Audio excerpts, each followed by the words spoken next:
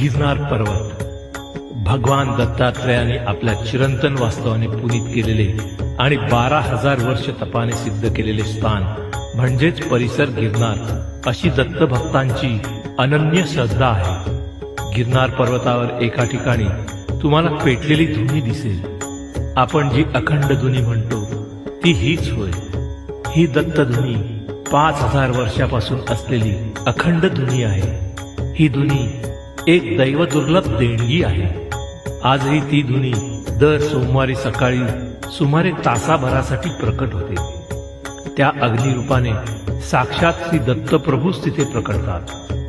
कमंडलू कुंड स्थानी असलेले साधू सुमारे 5-6 मण काष्ट पिंपळाची लाकडे समर्पित करतात आणि एका विशिष्ट क्षणी आपल्या डोळ्याचे पातळ लावण्याच्या आतच श्री दत्तात्रेय निर्मित स्वयंभू अग्निनारायणाची 2 पुरुष उंचीची ज्वाला प्रकटते.